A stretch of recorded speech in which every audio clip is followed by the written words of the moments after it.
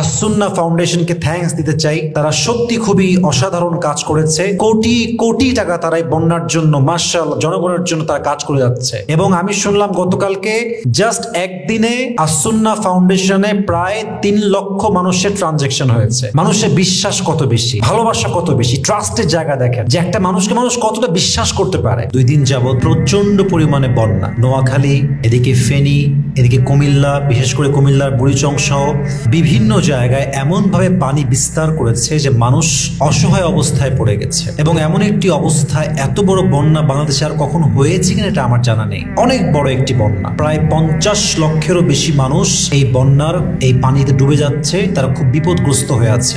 আমি বিশ্বাস করি এই বন্যার মধ্যে আমরা শত্রুকে চিনতে পেরেছি, কারা আমাদের শত্রু, কিন্তু বন্ধু রূপ ধারণ করে আছে। আমাদের কথা একটা স্পষ্ট ভাষায় আমরা বলতে চাই, যদি আমাদের দেশে কোনো শকুনের চোখ পড়ে, কেউ যদি আমাদের জীবন নিয়ে খেলতে চায়, মান নিয়ে খেলতে চায়, বিপদে ফেলতে চায়, এর মোকাবেলা দেশের প্রত্যেকটি জনগণ করেই ছাড়বে, ঠিক কিনা বলেন?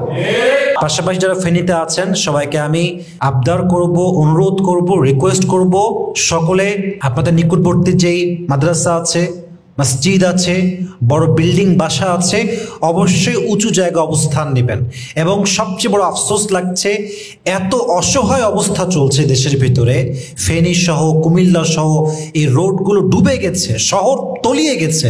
এর মাঝেও কিছু সুযোগ সন্ধানী মানুষ, এতটা নিকৃষ্ট মানুষ হতে পারে, এর ডাকাতি করছে সুযোগ বুঝে। বিভিন্ন বাসায় মনে করেন যারা বন্যার জন্য পানির জন্য বাসায় নেই, তারা উঁচু অবস্থানে ঠাঁই নিয়ে, যেমন মন্দিরে ঠাঁই নিয়েছে, মাদ্রাসায় ঠাঁই নিয়েছে, মসজিদে ঠাঁই নিয়েছে, বাসাগুলো ফাঁকা পড়ে আছে। এর সুযোগে দুর্বৃত্তরা ডাকাতি করছে, বাসায় গিয়ে সব লুটপাট করছে।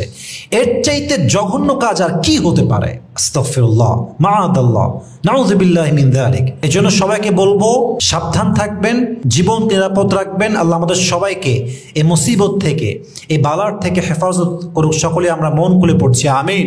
তবে আমার কাছে সবচেয়ে বেশি ভালো লেগেছে যে আমাদের দেশের ছাত্র জনতা, আমাদের দেশের যুবক ভাইয়েরা, আমাদের দেশের মানুষ, প্রবাসের মানুষ দেশকে যে কত ভালোবাসে, এই বন্যার পরে এটা আরেকবার প্রমাণিত হয়ে গেছে যুবক ভাইয়েরা, ঠিক কিনা বলেন? সত্যি খুব অ্যাপ্রিসিয়েটেড। প্রতিটি মানুষ যার যার জায়গা থেকে যতটুকু সাধ্য আছে সবাই এগিয়ে আসছে। হয়তো আমি যেতে পারছি না ফিজিক্যালি, বাট আমিও আমার জায়গা থেকে অ্যামাউন্ট পাঠিয়ে দিয়েছি। সবাই সবার জায়গা থেকে চেষ্টা করছে। এই জন্য আমরা সবসময় একটা কথা বলি যে যে কোনো কাজ, যে কোনো বিপদ, যে কোনো আপদ থেকে উদ্ধার হতে হলে একার হাত হলে চলে না, সবার হাত লাগে। সবার হাত থাকলে বড় বিপদ থেকে উদ্ধার হওয়া সহজ হয়ে যায়, ঠিক কিনা বলেন যুবক ভাইরা? দেখেন আজকে বিভিন্ন সংস্থার মাশাআল্লাহ এগিয়ে আসছে, বিভিন্ন ফাউন্ডেশন এগিয়ে আসছে, সরকার এগিয়ে আসছে, সেনাবাহিনী এগিয়ে আসছে, বিজিবি এগিয়ে আসছে। এভাবে যদি সবাই এগিয়ে আসে, র্যাবরা এগিয়ে আসে, দেশের প্রত্যেকটি জনগণ যদি প্রত্যেকটা আপদে বিপদে একে অপরের জন্য এগিয়ে আসে, দেশের যে কোনো দুর্যোগ, যে কোনো মুসিবত, যে কোনো বালা আমরা হেফাজত করতে এবং সেটাকে প্রতিহত করতে প্রস্তুত থাকবো, ঠিক কিনা বলেন যুবক ভাইরা? আমরা মোকাবেলা করতে সক্ষম হব ইনশাআল্লাহ। এজন্য আমার মেসেজ হচ্ছে, এটা সাময়িক একটা দুর্যোগ। মাথায় রাখবেন যে যদি কোনো বিপদ এবং আপদ মানুষকে আল্লাহ তাআলার নিকটবর্তী করে দেয়, পাশাপাশি যদি আমাদের কোনো বিপদ আমাদের পাশে থাকা বন্ধুরূপী শত্রুকে চিনিয়ে দেয়, এই বিপদ আসলে বিপদ হচ্ছে আল্লাহ তাআলার পক্ষ থেকে রহমত। সুবহানাল্লাহ পড়ুন সবাই।